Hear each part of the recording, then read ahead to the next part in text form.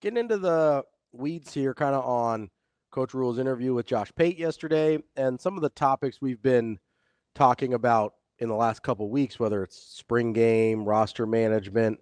But we were getting after sort of what does it need to look like to appease the fan base. Maybe appease is the wrong word, but to please the fan base that has given the program quite a bit. Mm-hmm. And we've kind of gotten down to this, okay, well, how much does it need to look like football? And you asked me a question off the air, or on air first and then off air.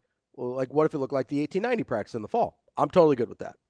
That looks like football to me. I get it doesn't look like a football game. I want to okay, pause. Mm-hmm. How do you think people felt after watching the 1890 practice? Anybody I talked to enjoyed it. Are you being serious? I am, yeah. So the sense that I got was that was it? Yeah, that wasn't my experience with people. Again, different. Well, I don't know. I sat with you for a good chunk of the time. Yeah, most of it. I think most of the practice, yeah. So you're talking about like after? Because you and I mean, we were kind of nerding out a Yes. little bit. Yeah. Because, we're watching different position groups and skill work and one-on-ones and all sorts of stuff. And we were one of the few media guys that were on the other end. Yeah, Everybody was on whatever, the good players' end. But it wasn't really the good players. No, it was more offensive. Yeah. Because we were watching a lot of linemen on our end, which that's where I fell in love with Keona Davis. But well, that's where I fell in love with Mackay. Yeah. And so I liked that a lot. And the people I talked to that were Do there. you think, will that satiate? So I got something different from that. Okay.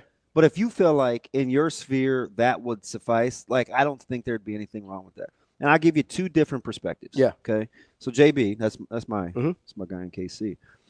He said anything to get people to come to the stadium to have a game day atmosphere for young fans that might not normally make it to the stadium. Kids might be more engaged with mini games and drills.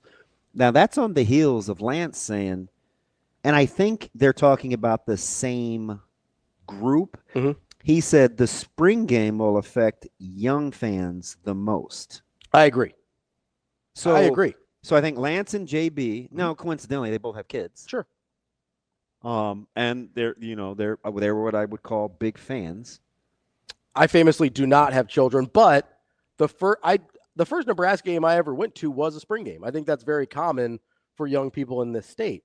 And we've heard a lot of consternation and hand-wringing about the younger generation of Nebraska fans because of the struggles. I don't think you can afford to take away something that connects to the youth. I get it, but you know who that starts with? The parents. I get that. But you're going to make it harder for them, for their kids to be fans? I don't know. I don't know if that's harder. It is, because the spring game is a super affordable thing. It's still going to be it might be free.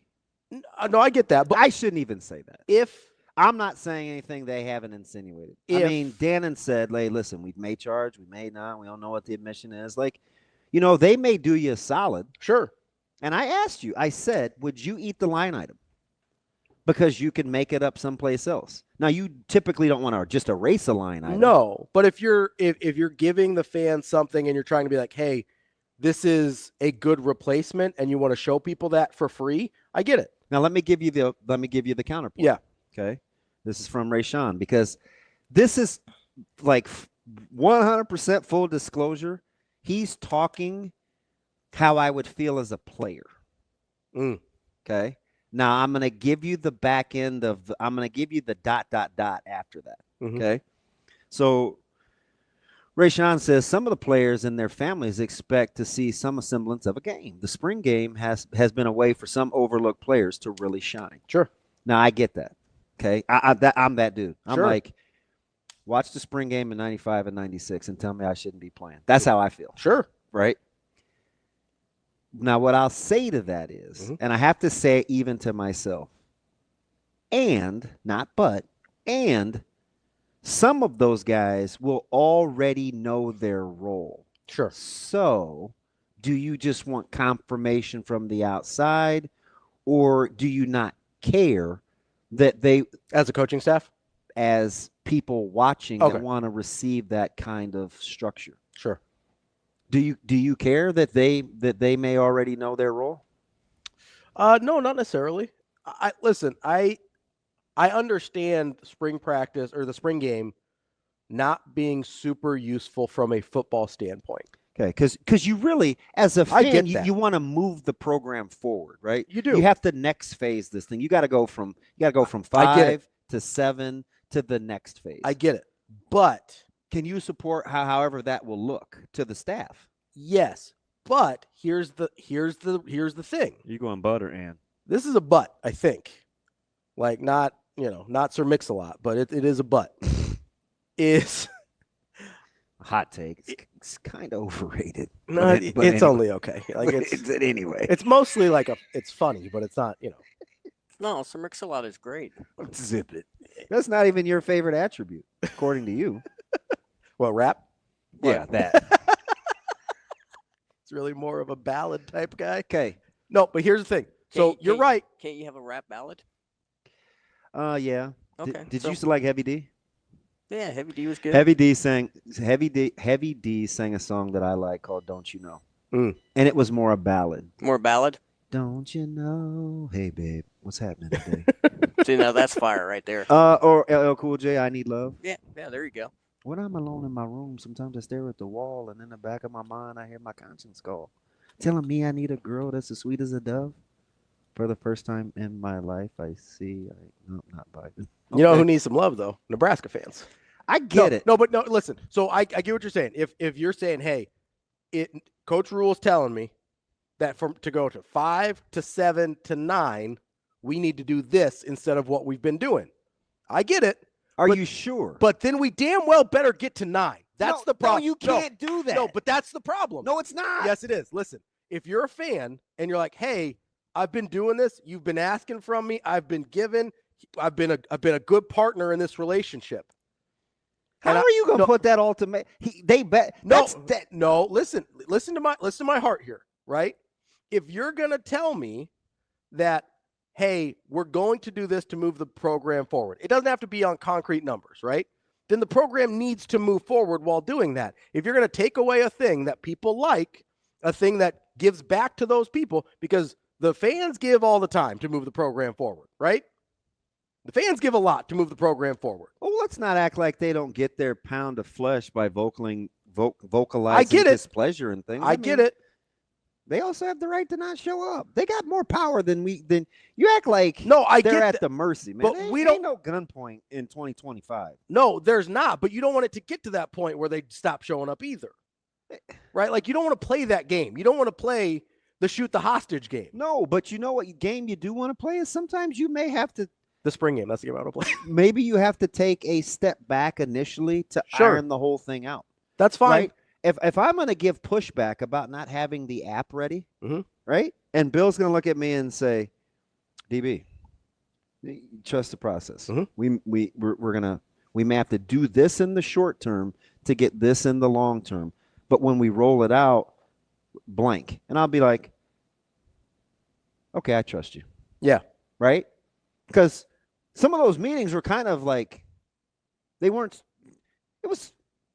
I mean, it's a big change. Yeah. It's a big change. No, I get it. It's a big change. So. But you trust the process. You trust the leadership. Well, not to get too much into this, but it is important because, I mean, people have to consume the content. But him coming here personally, like, set the whole stage for me listening. Sure. So. It's different than it comes in an email or a phone call or whatever, right? Yeah, and he's been consistent over the last year about the direction. Yeah. So I like conviction. Sure. I get that. Right? I like conviction. What did we hear Coach Rhule talk about yesterday? Hey, you got to double down. So that's what I'm in. You got to double down. That's my point. I get it. That's my point. I understand that. Sometimes but the mentality of a football team, a football coach, and then the fans. But what's right may not be popular at the beginning. That's totally fine. But in order to make it popular, at some point there has to be visible progress. Like you can just see the incremental steps that they're trying to build, right? Shane, do you have played the clip that you came? I want you to listen to this, and I want you to tell me who you think he's talking to. Shane played the clip again about close losses. right? Nebraska plays in a lot of close games. Statistically, this is not an anomaly. Correct. Okay, Shane, go. Close losses, which have kind of hampered Nebraska for a while. Close losses usually mean, hey, we're just not as good as we want to be yet. People act like it's like the secret sauce, but we went from playing good teams to adding in a USC. Who do you think he's talking to? Sounds like he's talking to the fans. He's not. Talking to the players? Yes. Okay. And he's talking to his staff. Yeah. I think he's talking to his staff too and his players. Players make sense because he was talking about, hey, he was talking about guys that go, hey, we did this and we only went from 5 to 6. And so I get that. I do. Okay. That's so. But fans need to hear that too. And I don't think I'm not in some like connected deep. I'm just telling you, listening to this dude long enough. No disrespect saying this dude, but whatever. That's not by accident. Oh, I get that. He's stacking the mindset that everybody that's in this deal, if you're with us, we're going to have to do some things and say some things that we may be uncomfortable with, but you got to ride with me. Here's the only thing I'll say about the way you're processing this is you have a tendency to process things more like a player and a coach than a fan. Is that fair? Yeah, and I'm a quick processor. Yes. But I do think you have a hard time taking yourself out of player coach mode. Yeah. And I think in player coach mode, because I'm a fan last. No, I know but I'm a fan first. I didn't coach football. Like that's the only frame of reference I really have for football is as a fan. Right. So it's hard for me. That's why I don't discount that. And so I think what you're saying is true. I'm not even disagreeing with you.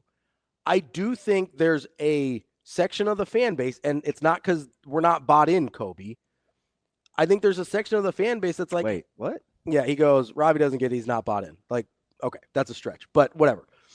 There's Kobe just catching strays. Well, I mean, like if you've listened to the show for the last year and don't think either of us are bought in, I don't know what you're listening to, but that's fine. Isn't this your year or is next year your year?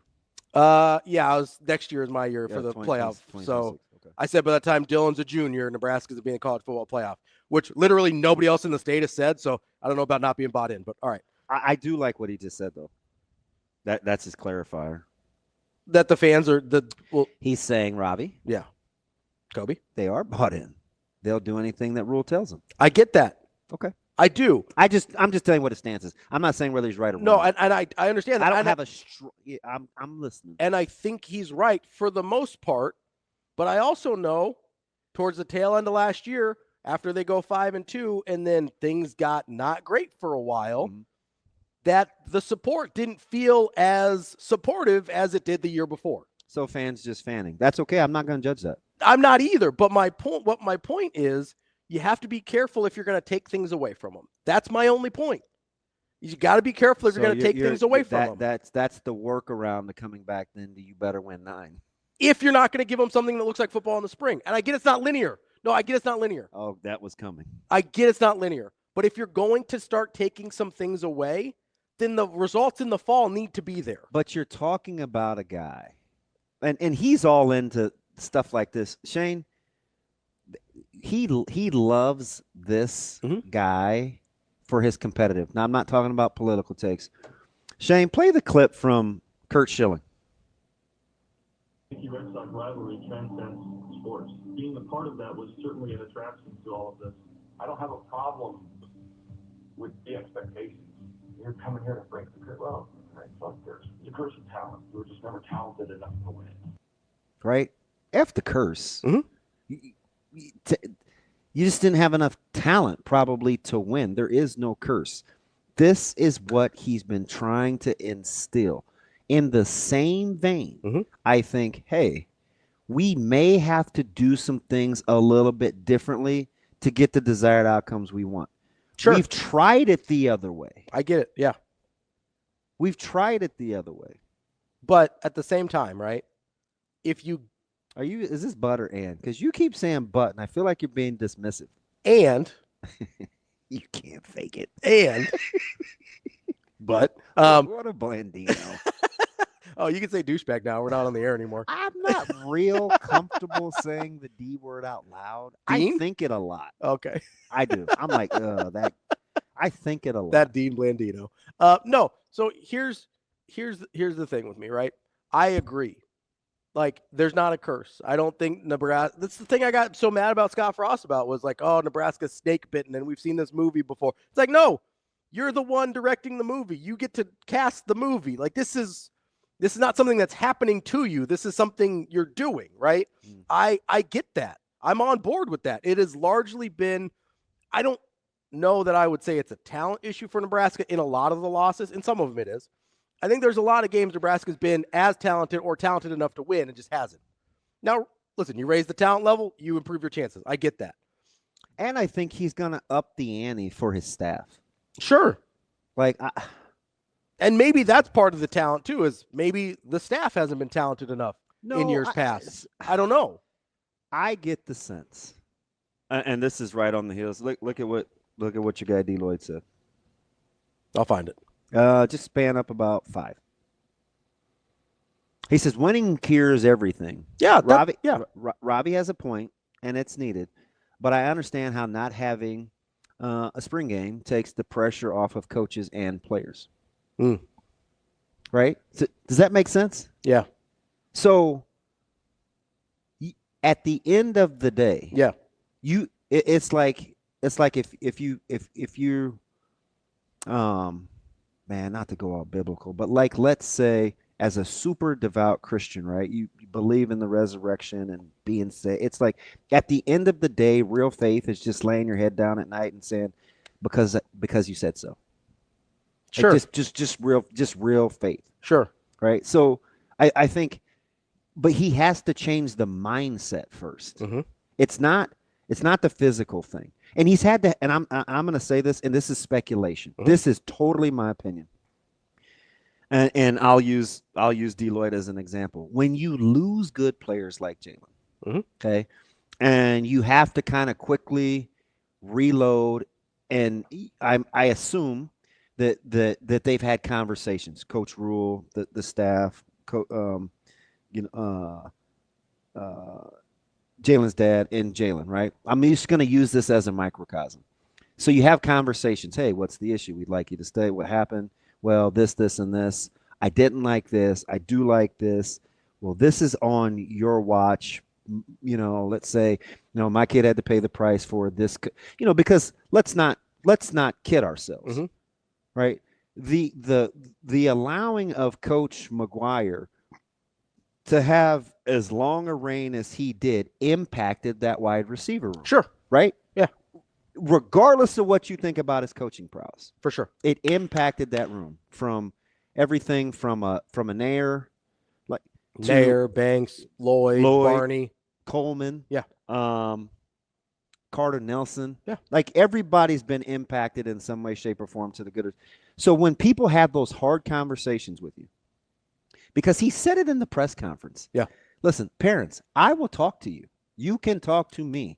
But you, at the end of the day, you better perform. You think parents that hear that or players that hear that or fans that hear that don't think that they're going to turn right around and throw that in his face and say, well, you need to hold yourself accountable too? Sure. And he's going to be like, I think he's going to say, oh, okay.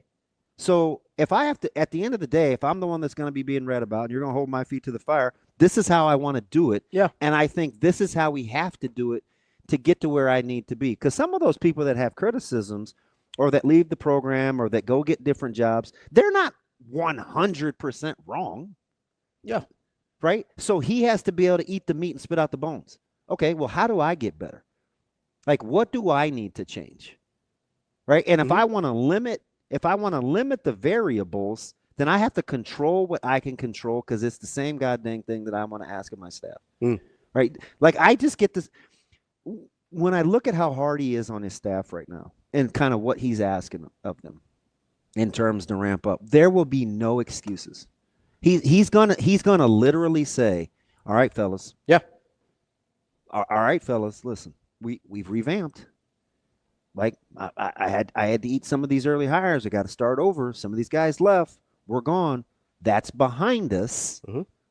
Get out of the past. Let's move this thing forward. I think he's asking that of everybody.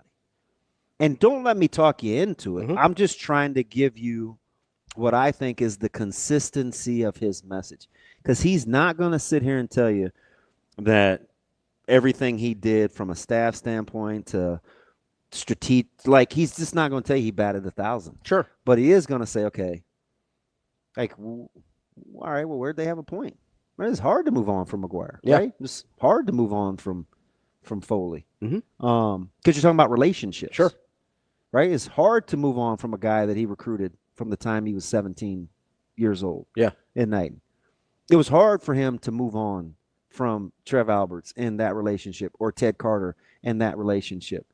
And he told me and I told you, well, he told Menor and me. He's like, listen, this is a transactional game.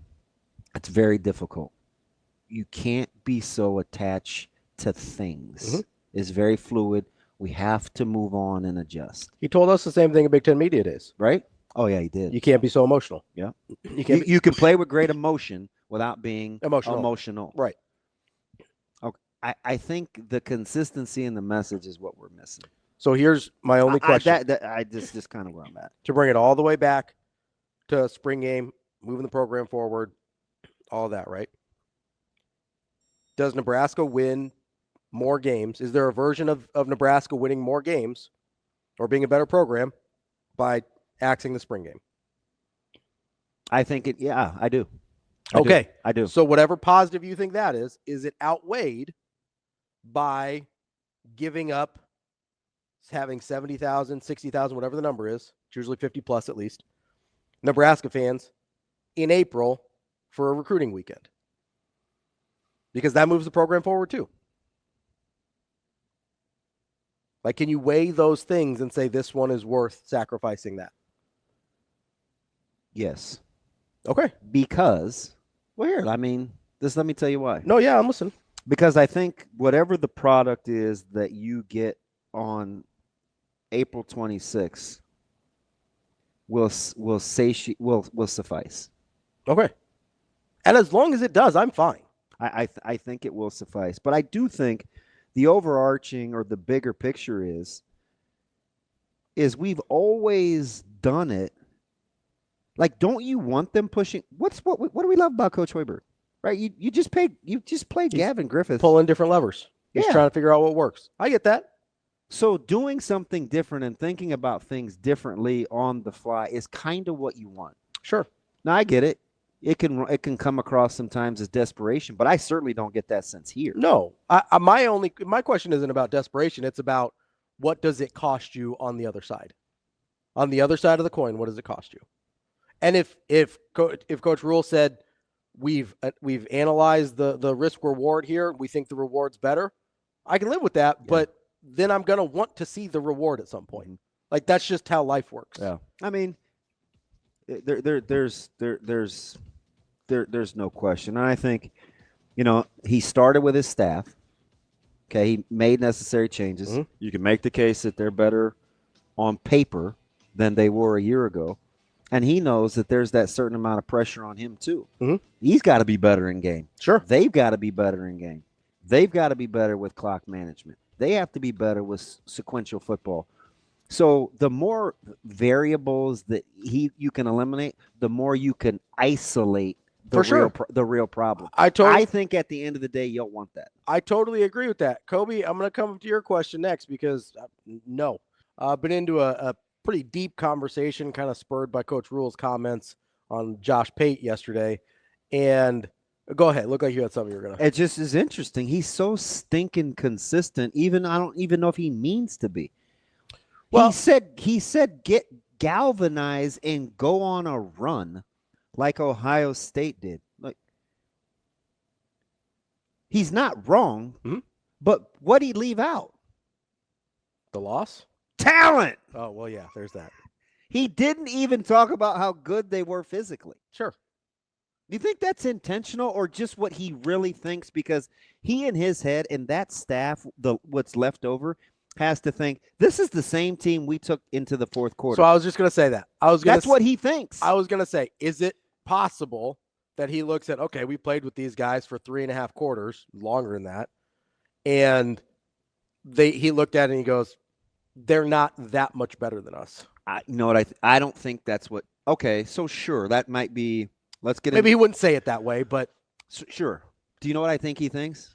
The game, you need a certain baseline of good players, but the rest is the two things that I talked about. sure. Which is Because he probably looks at Michigan last year and goes, they weren't more talented than Ohio State last year either. I mean, right? I can't even give him credit for chess checkers, but I will, because I don't know if it's intentional, but I will give him credit for consistency. Shane, play the clip one more time. That clip again? Yeah. I think you're going to need tremendous leadership by guys in the locker room Was one. to just keep staying focused and finding a way to get in the tournament. When I was in the NFL, Two. the veteran coaches would always tell me, hey, just get in the tournament. Once we get in the tournament, who knows what can happen. I'll be interested to see next year, are they going to continue the home games? Are they going to do 2 rounds of home games? Like, to think you get a bye, but then you don't get to play at home, I mean, that makes no sense. You watch the NFL playoffs. And when we recruit kids from Texas and Georgia and Florida, and they come up and they enroll for the first week of spring, and it's 22 degrees, the best thing that always happens on that Sunday is there's an NFL playoff game, and it's usually the Chiefs or the Bills. And I say, hey, look at that, guys. We're just getting you ready for the league. Well, but I want those playoff games to happen in that weather. I want the benefit of hey, you win. And the games down the stretch in the regular season matter more if you're fighting for buys, but also fighting for home games. And those home games are in the weather. And then let the rounds after that be the bowl games. So I think it's a study of everything. People are going to try to say less is more, but it's hard to get into those. It's hard to get into those games. And so if you're a place like Nebraska, we can't think about anything else other than, hey, winning this week to get us one more week closer to getting into the CFP. And so once we get there, then we have to hopefully have a team that has the leadership and the resiliency to galvanize the way Ohio State did and go on a run. Okay. You talked about leadership, Mm-hmm. Mental toughness, being galvanized, and home field. Mhm. So those are all the things that I think are important to him that he thinks he can replicate that aren't talent specific. Sure. Then in the meantime, you try to get as many good players as you can. But I think, and he said something earlier about being smarter Mhm. and trying to do things differently. He has not talked a ton about talent, regardless of what the format is. Sure. No, I think there's a couple things there. One, I think he genuinely likes his roster. I think he likes a lot of the guys on the roster. I think he thinks that's one of the least important things, even though it's important. Yes. I also think he's more about things that you can directly control once you're in season, right? Because that's a lot of what he's talking about is, and this, I understand this starts in the off season and in workouts and everything like that. But I think once you have your roster, you kind of have your roster, right? You're not going and getting guys mid-season or anything like that to try and figure it out. So once you're there, those are the things that matter. Those are the things that shine through. But I mean, the Michigan-Ohio State thing is a really good example. At any point over this 4-game losing streak, have you thought that Michigan's more talented than Ohio State? No. Right. Although, no, I'll just say no. It was closest last year, probably. I'll just say no. And that's not to say Michigan doesn't have really good talent, but I mean, you don't have to convince me, though, because I told you over the last 7 years, we have very few conversations about talent. yeah, Well, at the end of the day, I don't think that's been Nebraska's problem. I give you the checkbook example, right? Yeah. You look at your checkbook and you see where all the money goes, and that's really what's important to you. Yeah. When you look at the end at these games with Nebraska, how many times do we actually talk about the other team's talent? Not very much. Which means it can't be very important to us. Or we don't think it's the issue, right? So- and I tend to agree. But I wanted to get back to something Kobe said here, right? I'm Because trying to figure out, why do people keep bringing? So, I don't know. I go ahead. You can ask Kobe, because I want to ask Captain why. I don't know if he and Game Dog are the same person or they're different people, but why do they keep bringing up Coach Rhule's win percentage? I think context matters in terms of jobs that you take sure, and how you do within those jobs. I made this argument for Mike Leach not being in the College Football Hall of Fame. So you should just stop coaching, or less merit, or I don't know. Like, is he not good? I don't get that. So maybe that's a different discussion. Yeah, I don't, especially within this discussion, I'm not really sure what the context is. It's just I don't know, but okay. But I want to get back because we're talking about spring game and the reasons not to do it and whatever. And Kobe says if tampering wasn't an issue in college football, then you'd be right. But any school can just offer a kid your roster more money and they leave, then your roster is screwed. Let me ask you this question. Me? Everybody. But you're the one sitting here, so sure. All right, Tim Miles. Everybody. Everybody. How many guys left Nebraska of consequence after the spring game last year? Everybody. I don't know. Probably not many. I can't think of anybody of consequence that would have played last year. Mm-hmm. So, and that was on TV. That's the example Coach Rhule has used a few times. He has used it as an example of, hey, our roster was poured over and it was on TV a million times and all this stuff. I don't think anybody of consequence left last year. So I'm having a hard time having that be the reason. And if it is the reason, just don't put it on TV. Do you know what I think a lot of it is? What's that? Is I think nationally and in his peer group, which is how you speak at the Broyles Award, I think people trust his evaluations. I agree. I think he is respected within the community. Very much so. Mm-hmm. And I think his peers think that he's good at what he does.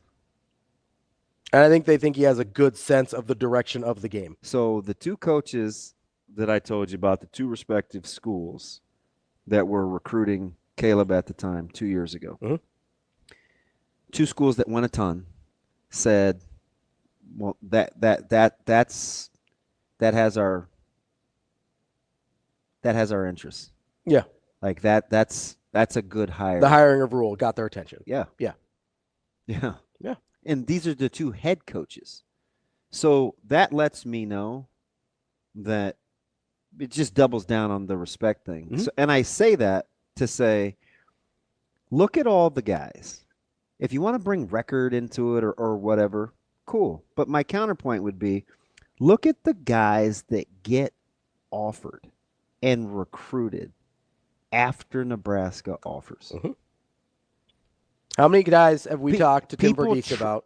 People trust their – oh, yeah. Now, he's a good example because he sees it. Yeah. How many guys have we talked to Tim Verghese about? Michael Terry's a great example. So I think the whole 7-6 thing or a 5-7 team, I don't think real coaches, if that was the case, nobody would come from FCS to FBS. Mm-hmm. It's that's not what it is. Real people that do this for a living can evaluate players and performance outside of the outcomes. Mm-hmm. They just can. And they can evaluate the job a coach is doing. They just can. Yeah. So, I mean, the low-hanging fruit thing is not relevant. It's not the same. I also, there's, like, again, the context matters. I mean, not 2 weeks ago, I was railing about Mike Leach not being in the College Football Hall of Fame. He's off by like 3 games, right? Because his win percentage isn't high enough. He took over maybe the 3 worst jobs in FBS football at the time that he took him over, right? Well aware. And so him winning at those jobs is more impressive, in my opinion, than somebody taking over a really good program. And like, Ryan Day's a really good football coach. What Mike Leach did was harder, I think. No, it's a different kind of hard, but it's harder. And so, like, Mike Leach didn't get born on third base. Now, Ryan Day still had to get to home. I get that, and he did. But Mike Leach had to hit the triple, and Mike Leach never got to home. He never won the national championship, right? But he had to hit the triple in the first place. That's kind of what we're talking about with Coach Rhule here. Look at where Temple was when he took that job over. Nobody in the country wanted the Baylor job. Not a soul. Nobody wanted that job. The number of guys on that roster when he took that job over was not enough to field a football team. Nobody wanted that job. No players wanted to go there. And to then turn that into a 11-win team 2 years later is a miracle. Okay? And then Nebraska, let's not pretend like Nebraska was in a good place when he took this job over. Mhm. It wasn't. It maybe was in a worse place than any of us even realized at the time. It was pretty bad, and we tend to be a little myopic about it. This was a rough job to take over. Mm-hmm. And he, in 2 years, has gotten to a bowl game, which hadn't happened in 9 years. And then all of a sudden it's like, oh, well, they only won 6 games. Well, that wasn't something anyone else could do here. I get we thought there was more on the table, and it's disappointing when you think, oh, I might get a job that offers me $120,000. I only got a job that offered me $90,000, but right now I'm only making $60,000. Well, the 90 is still pretty good, right? Yeah, you wanted the 120. Felt like that was on the table for a minute. You still got the 90. That's a nice improvement. What do you okay. So, like, what do you think he means? He said this. I just try to remember, like, just put things in success in order. Mhm. What do you think he meant? And we went through this when he said you're going to have to get used to, or we need to get used to, December's being busy around here. Decembers have historically been quiet around here. They're not going to be like that anymore. I think it was pretty loaded. I think he meant a lot of different things. But he said that, right? He did say that. You're going to have to get used to, I think, the chaos of December. December's being busy or noisy. Guys wanting our players. Yeah. Coaches getting offers. Like, So there's a lot of things there, right? One, I think he expects to be playing in December. okay, Playoff setting games. expectations. So that's one. Okay. Two, guys if he's got a good roster and he's got good depth on that roster, people are going to come for it. So player movement. And then three, we saw this year. I don't know if it was December or January. I'm losing track a little bit here. But I think it was December, the movement of coaches, right? Terrence Knighton and Tony White this year were the big ones. And, you know, I know it's not December anymore, but now there's rumors of, you know, maybe Texas sniffing around. E.J. Barthel. Yeah. You know, Peter Nakos, I think, from On3 You know, and it's interesting that you bring him. reported that. I said this a year ago. I'm gonna say it again. Mhm. I feel like this has given me some Rhule vibes, and I'm here for it. So, like, we can talk about this. Why are we so dismissive about Barthel's coaching prowess? It's because we don't like the running backs very much. Who's worse than when he got him? Nobody. Anybody markedly better? I think EJ is better. I think Ramir, when he was healthy, now that's not an EJ, when he was healthy, looked his best. I think when they used him right, Dowdell looked good. So was Dowdell better than he was when we saw him last spring? 100%. Who was his coach? EJ Barthel. Okay. I'm just curious how we have all these conspiracy theories on why Barthel would be in the run for a Texas job. Or do we not care about development? He might just be good at his job. Do we And- not care about development? Or does he need to land the star-studded guy? Because Jamarion Parker. Parker's pretty good. And I'm telling you, Nelson's pretty good. Also, he's the reason that Dowdell came here, right? Yeah. Like, that was and a it's highly just- attractive I- portal candidate. the way people think about him bugs me, and we could stay with it. Mm. Texas isn't just sniffing just to float a name.